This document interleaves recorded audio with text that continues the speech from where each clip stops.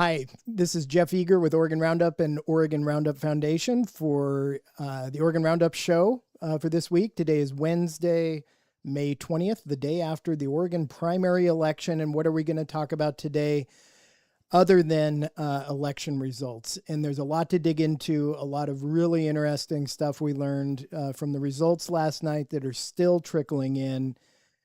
We're going to talk about the gas tax, Tina Kotek's signature gas tax going down by current count 83 to 17 statewide. Christine Drazen wins a hard-fought GOP primary to face off against Tina Kotek again in November in a rematch. And SEIU and Oregon Education Association, the two most powerful public sector unions in the state of Oregon, made a big gamble and they lost. All that and more coming up soon here on Oregon Roundup. This is a reminder, you can subscribe and you can like us on YouTube so more people can find us.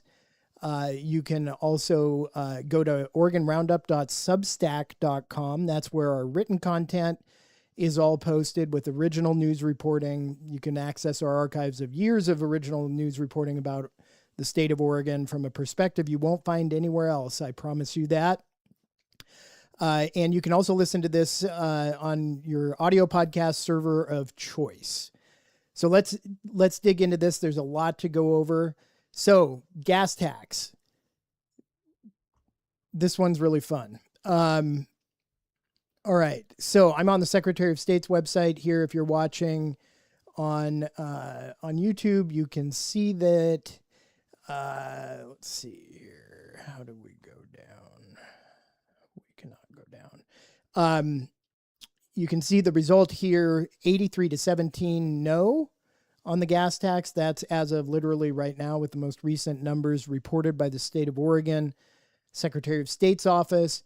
I think many of us, myself included, were expecting a pretty major defeat for the gas tax. Everyone knew it was unpopular to begin with, but I'll be honest with you, I did not expect this big of a margin. You do not see margins this big in statewide ballot measures very often. And the result was really statewide. What I'm looking at here, and you can't see the whole thing on your screen, it's an entirely red map of Oregon, where red means that the county at issue voted against the gas tax. That's entirely red. All of Oregon is red. For Republicans in Oregon, that's a sight that you haven't seen very often, but it is an all-red Oregon representing an across-the-board rejection of Tina Kotek's signature gas tax increase. We'll dig into some of the county results here in a minute, but I think it's worth going through how we got here. This gas tax proposal, which would have increased Oregon's gas tax by 6 cents per gallon, also would have doubled the state's payroll tax that in theory goes to benefit mass transit. And there were a bunch of fee increases for people who drive, which is to say everyone in the state of Oregon. All of that went down big last night. But the way we got here, it's hard to remember back this far because there's been so much that's happened with this gas tax debate. You know, kicking off 2025, Tina Kotek and the legislative leadership in Salem, this was their number one priority. Their number one priority heading into the 2025 session of the legislature was to increase taxes and fees to give the Oregon Department of Transportation more money to do the things that the Oregon Department of Transportation is supposed to do. There were a lot of questions throughout about whether ODOT actually needed that money or not. But that was the sale pitch from the beginning is we need, and at that point, what was under discussion was a very large tax increase, significantly more than 6 cents per gallon, and a host of other measures that were equally controversial. Kotek and legislative leadership, all Democrats, tried to push that big package through that 2025 legislative session, and they failed kind of dramatically at the end of that session. There was a scene where Tina Kotek appears in the in the Rules Committee to try to salvage some kind of tax increase. As the big package, it was clear more moderate Democrats weren't going to support it, and they didn't have the votes. And she appeared in the Rules Committee to try to cajole Democrats into voting for some kind of increase. She didn't get it at that point, but they came back. She and the public sector unions who pushed this thing, most importantly SEIU, Service Employee International Union, 503, which is the most powerful political player in the state of Oregon, and key COTEC ally, teamed up to bring it back into a special session last year with a scaled back tax increase. And they fought through that thing. It was the longest special session in the history of Oregon. And they finally got it across the line, barely by one vote in each chamber. In both cases, both in the 25 regular session and the special session in 25, the Democrats actually had to bring ailing members into the Capitol under circumstances where it was unclear whether they were physically able to vote or not, and actually brought them down to the Capitol from the hospital in at least one case so that they could get the votes they needed to pass this thing. It was a major political power play. It was obvious throughout the process based on public comment and anyone who really was paying attention that voters hated the idea of increasing taxes right now. But Democratic leadership and Tina Kotek pushed it anyway. Relentlessly, they pushed this thing, finally got it over the finish line, barely, last year. And then the games had started, but then the games continued. Kotek famously refused to sign the bill that would make a law out of her tax increase in an attempt to frustrate an attempt to gather signatures to put it on the ballot for repeal. She failed. Way more signatures than what was needed were collected, and that's why we had the opportunity to vote on this gas tax in the election concluding yesterday. And boy, did that thing go down. I'm kind of going to click through here on some of these counties. So I'm looking right now, and you can see the numbers on your screen. Multnomah County. So Multnomah County, as you know, if you're from Oregon and you follow this stuff, that's Portland, and as well as some rural areas in East County that don't matter from a numbers perspective nearly as much as Portland. But you look at these numbers, Portland just rejected a gas tax, 75 to 25, basically. So for every one person who voted for the gas tax in Portland, 3 voted no. That is a resounding defeat for a tax increase. You would think that if there was going to be support for a tax increase, you'd find it in Multnomah County. Even Multnomah County voters hated the thing. So that stood out to me as a meaningful result, that this was really a statewide rebuke of what was Tina Kotek's signature legislative goal heading into last year, and the political issue that really has dominated Oregon politics for the last 18 months. That thing was rejected wholesale by voters, including by a whole lot of Democrats, because who votes in Multnomah County? It's not a lot of Republicans. There's a lot of Democrats in Multnomah County, and this thing was rejected wholesale, even by Democratic voters. That is an astounding result. Now, what will this mean for the November election? We'll get into the governor's race here in just one second. But this is why. So this result and the really overwhelming unpopularity of this tax increase is why Democrats fought so hard this year and to successfully move the date of the election on the gas tax from November, which is where it would have defaulted to. So this coming November, the gas tax would have been on that ballot. They passed a law in the legislature with Democratic support, no Republican support, to move that vote to May. That's why we're looking at these results right now instead of in November. And you can see why the Democrats thought it was so important to move the date of that election, because the thing was so unpopular, it could have dragged some of them down. So that's why they changed it to May, and they got this result. No one really fought for the gas tax. The Democrats, I think, knew, and their allied groups, the unions, knew that it was a lost cause once the voters were going to get a crack at it. They didn't run a real campaign to support it. You know, if they had, then these numbers would be a little bit different. But the thing still would have gone down. With 83% in opposition statewide, even a pretty significant campaign probably wouldn't have moved those numbers enough to have passed this tax. But the challenge now for those of us, you know, I've covered a ton of stuff about this gas tax, been very critical of the gas tax increase.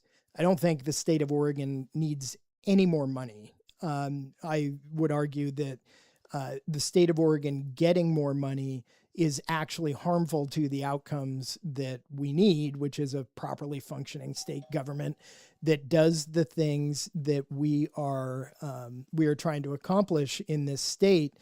And so what happens between now and November with regard to this gas tax? Obviously, the Democrats wanted to avoid having it impact election outcomes, especially that governor's race come November. And the question will be whether the gas tax and gas prices, I think more generally, remain at the top of voters' kind of knowledge heading into November. And that's going to be the challenge for Republicans going forward, is how do you tie the unpopularity of this gas tax, as demonstrated by these overwhelming results last night, into some kind of electoral advantage going into November? A lot of that will depend on what happens nationally with gas prices, which are elevated now, obviously. And we'll just have to see how that goes. Obviously, you know, the Republican nominee, Christine Drazan, for governor, is going to have to play a role in keeping this front and center if that's what she chooses to do. But it's been apparent for months now that this gas tax thing was a massive mistake by Tina Kotek, the biggest of her political career by far. And the question now is, will it have an impact heading into the November general election?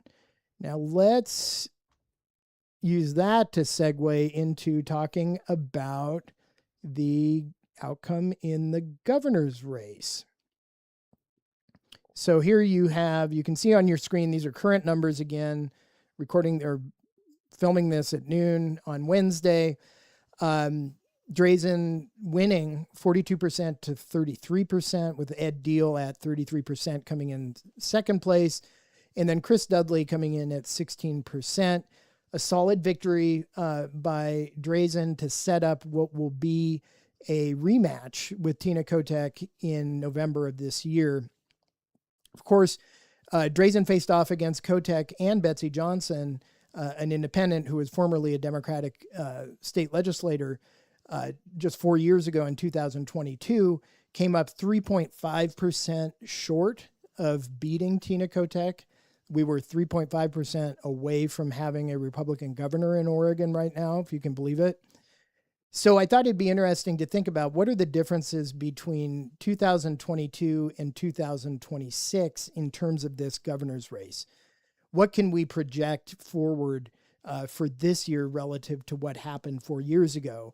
And since we have a rematch, that comparison is maybe a little easier to take on. I think the biggest difference between 2022 and 2026 is in 2022, Tina Kotek had been Speaker of the House forever, a very well-known political figure in political circles in Oregon, but she'd never held statewide elected office. Among many voters heading into that race, she was a relatively unknown quantity. She ran that race as a change candidate. And I remember covering this at the time, that it's interesting that she was running as a change candidate, not a change based on policy, right? A change based on, I guess, aptitude or energy relative to her predecessor, Kate Brown. Because even by 2022, it was apparent that what Oregon was doing from a policy standpoint was not working. We'd had the summer of 2020 with the nonstop riots in Portland, very poor performance by every measure of state, functioning. We were bad in 2022. And to the degree that Kotek, she couldn't, if she were inclined to do so, she couldn't run as kind of a caretaker that year. She had to run as a change agent. You may remember, her running an ad saying, we don't need a Republican takeover of Oregon to clean up the trash in Portland. Let's just clean up the damn trash, right? And there was this message, I think, that was central to her campaign, that unlike Kate Brown, she had the ability and the energy to properly implement a progressive agenda that would fix all of Oregon's problems. That was her pitch. And she laid out 3 main priorities for her that she said she would be focused on throughout her campaign: fixing schools, fixing mental health and addiction, and improving our economy, right? And she's failed at all of those things. Objectively, she has failed at all of those things. I think it would be hard to find someone who would believe that Kotek's top 3 priorities have actually improved during her governorship. And that's a big difference with what this race is going to be. You have Kotek, who by some measures is the least popular governor in the country, running for re-election. She has a record to run on, a record as governor to run on. And she's going to have a hard time getting away from that record. Objectively speaking, that record has not been good for the state of Oregon. So what is she going to do? She's going to run against Donald Trump. That's what she's going to do. But from Drazen's perspective, what it gives her and her team the opportunity to do that was harder in 2022 is draw a direct correlation between the name on the ballot, Tina Kotek, and the problems that Oregon is facing and her inability to fix them, and the worsening of those problems during her 4 years as governor. It creates a cleaner shot at that distinction, which is going to be what's key if Drazen's going to win this race in November. Another difference between 22 and this year, relative to that distinction, is you don't have a major third-party candidate this cycle like you did in 2022. Betsy Johnson, longtime Democratic legislator, moderate Democratic legislator who had many fights with Democratic leadership, ran for governor as a non-affiliated voter in 2022. She dropped her Democratic registration to run for governor as an NAV. And she ran she ran against, I would say, the progressive machine that was wrecking Oregon, and in my mind is still wrecking Oregon. And so voters that were discontent with the status quo and knew enough about Tina Kotek to know that she was going to continue doing the progressive stuff that Kate Brown was doing, and probably then some, they had another place to go with their vote. They could have either voted for Christine Drazen or they could have voted for Betsy Johnson. Most of them voted for Christine Drazen, but a significant percentage, I think it was just below 10% of voters, voted for Betsy Johnson. So one of the big questions is, who were those voters in 2022 that voted for Betsy Johnson? Now they won't have that choice. There's a lot of debate about who those voters were. Did Betsy Johnson take voters away from Christine Drazen, or did Betsy Johnson take voters away from Tina Kotek?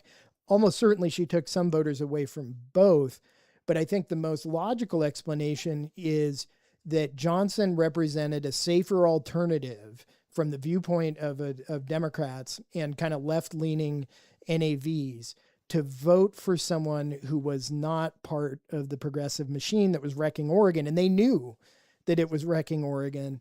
It gave them a place to go with their vote that wasn't a Republican, right? So if we imagine this pool of voters, they're Democrats for a reason and left-leaning NAVs for a reason. They don't like Republicans. and they're, reticent to vote for them. So Johnson provided them with a kind of protest vote for people that weren't ready to go Republican, but also didn't like the direction Oregon was headed, or didn't like Tina Kotek for some reason. And Johnson drew a significant percentage of the vote. This time, there is no big-time third-party candidate. There's no one that's going to be getting $1 million from Phil Knight that's running in this race as an independent. It's going to be a more traditional Republican versus Democrat decision for voters come November. Now, that I think that works to Drazen's advantage in a couple of ways. One is it gives her a clearer fundraising path. One thing that Johnson was very good at was raising money. She raised a lot of money and spent a lot of money, which means that those donors that gave to her presumably weren't big fans of Tina Kotek and the progressive machine, but they had another place to go other than Drazen. And Johnson ran a full-fledged, well-funded campaign. Those donors this cycle are going to be looking for somewhere to go. Now, if they gave to Johnson in 2022, are they going to give to Kotek in 2026? That's a little hard for me to imagine. Because again, I think support for Johnson in 2022 was largely a vote against Tina Kotek and the Democrat kind of progressive machine. Those donors are presumably going to go somewhere with their money, unless they've left Oregon or have written off politics altogether. And I think most of that money probably comes Drazen's way. So I think it makes fundraising easier for Drazen. And when Republicans are in a chronic deficit in Oregon, especially when you're running statewide races against the Democrats with their union money and scads of other money that they get, that could spell a significant advantage versus 2022 for Christine Drazen. I think that it also, though, from a messaging standpoint, makes it easier for Drazen to make her choice. There is no third way out. There is no pressure release valve for those disaffected Democrats and left-leaning NAVs, or even more centrist NAVs. And where are they going to go? Drazen now can make the argument that she is the only alternative on the ballot in 2026 to more of what we've had under Tina Kotek. And we know that voters in Oregon are, pretty fed up with the way that our state government works. They're fed up with high taxes. There was a poll that came out in the last couple of weeks from the Oregonian that showed that some 40% of Portlanders are actively considering leaving the Portland metro area. And the main reason they're looking at leaving is the taxes are too high. That's meaningful. That probably also feeds into how that gas tax vote came out last night in Multnomah County and elsewhere, by the way. But Drazen can just drill into that issue with, you either vote for Kotek and get more of the same, or you vote for me and get something different. Now, what happens to those more centrist voters who voted for Johnson last time? They're going to be confronted with, and Tina Kotek will make sure they're confronted with the question of, well, do you want to go a different direction here in Oregon in terms of who runs the state? And are you going to trust a Republican to do that? And that's why we're going to hear endlessly about Donald Trump and Christine Drazen, and Donald Trump and Christine Drazen, and ICE and immigration, and all of these kind of more national issues heading into the November election, because Tina Kotek cannot allow this to become a referendum on her leadership. She has failed as a political leader. We just talked about her signature legislative goal during her term is going down 83-17. That's an indication that her agenda is not popular with people in the state of Oregon. It's objectively not working. The schools are worse. Mental health is worse. Addiction, by many measures, is worse. The economy is considerably worse than it was in 2022, with major layoffs in the state, making big headlines. And you have people speaking out about it, frankly, in a way that they weren't in 2022. So she can't make that argument. So she's going to make the argument that Tina Kotek is going to make the argument that Christine Drazan is, Donald Trump in heels, and that she's going to enact the national Republican agenda here in Oregon. You're going to hear a lot about abortion. Christine Drazan is pro-life. There's going to be a whole ton of talk about abortion and how Christine Drazan is going to somehow ban abortion in the state of Oregon, even though it's enshrined in the Oregon Constitution. And the governor has no ability to change that, certainly not unilaterally. The other thing, kind of the other dynamic that I think is going to be different this way, and I think almost certainly does not benefit Drazan, is the fact that we're in a Trump midterm in 2026, whereas we were in a Biden midterm in 2022. So you probably know this, but I'll go through it anyway. The usual kind of rule of thumb, and it almost always holds out, is that the party of the president that is in power during a midterm election usually does poorly in those midterm elections. And the reason is that voters from the opposing party tend to be more energized. The party with the president in power, they get, frankly, kind of lazy, and they're waiting for that president to be on the ballot again for re-election. Obviously, that's not going to happen this time because Trump is term limited, but we can expect Democrats to be more energized in 2026 than they were in 2022. That holds in Oregon and elsewhere throughout the country.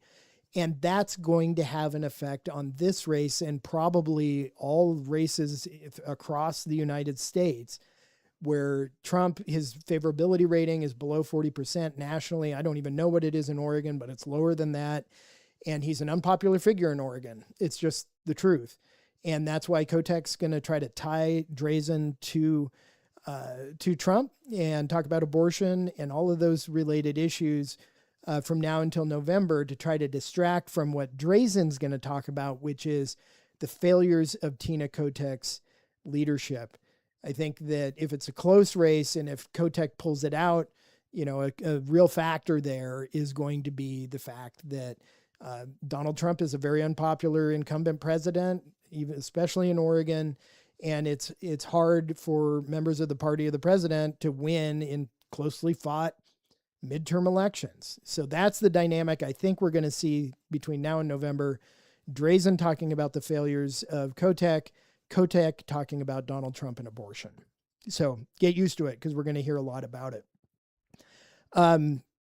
Finally, today we're going to talk about, if I can get this cursor. Okay, we won't get that up on the screen, but we will talk about it anyway, which is to say, so SEIU, the Service Employee Union, biggest, most powerful public employee union in the state of Oregon, big Democrat supporter, big ally of Tina Kotek, and the Oregon Education Association, which is the biggest teachers union in the state of Oregon, they pulled off a risky move heading into this primary. They targeted two Democratic legislators who had the temerity to vote against the union on a couple of high profile, or I would say medium profile, votes taken in the legislature over the last couple years.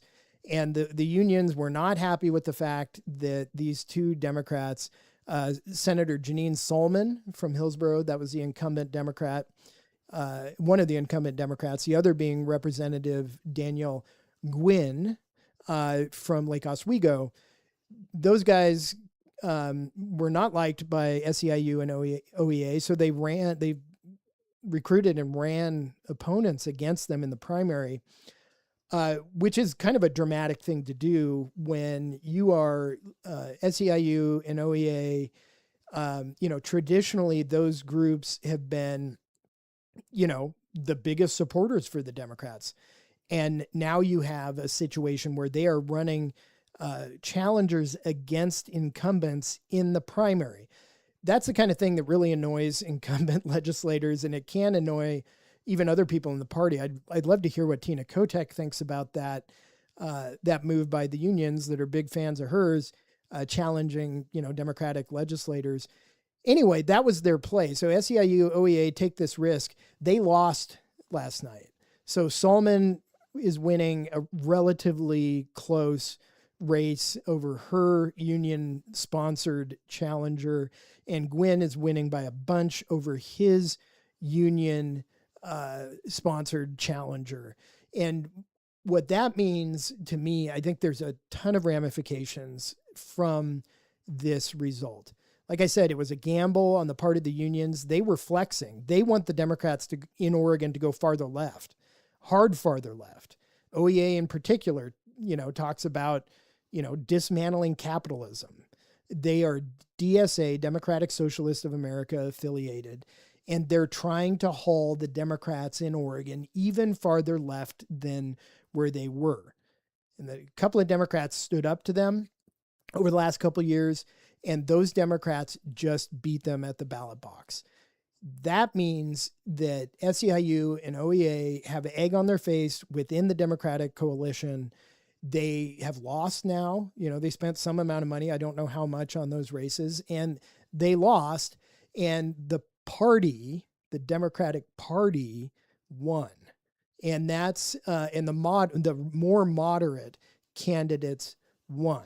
So to me, this outcome is really good news. In the sense that we don't need the Democratic Party to go farther left. We don't need more Democratic Socialist types in the legislature. We need moderate Democrats to vote like moderates. And you could see during that gas tax debate over the last 18 months, there were a number of relatively moderate Democrats in the legislature that were pushing, that were uncomfortable voting for that gas tax and a few other items. At the end, the unions and COTEC prevailed and hauled it over the finish line, forcing them, in many cases, to vote for it. Now, though, you have a situation where the unions have really rolled the dice. They really went after these couple of Democrats who bucked them, not on the gas tax vote, on other votes, because all the incumbent Democrats in the legislature voted for the gas tax. That's going to be something we hear a lot of between now and November as well. But these two had the temerity to vote no or vote against the unions. The union said, okay, fine, that's not okay, and we're coming after you, and they failed. That's great news because we don't need the Democratic Party being hauled even farther left in Oregon. We need moderate Democrats to vote like moderates, and we need to give voters a clear choice about what they're voting for and what they're voting against. And that's what I think we're seeing develop heading into November of 2026. Thank you for joining us here on the Oregon Roundup show on YouTube. Again, hit subscribe, hit like so other people can find us here on YouTube. Also, you can listen to us on any of your podcast servers for the audio version of this. And go to OregonRoundup.com/Substack to check out all of our exclusive coverage of Oregon politics. We're covering Oregon like no one else does, and I hope you'll come along for the ride.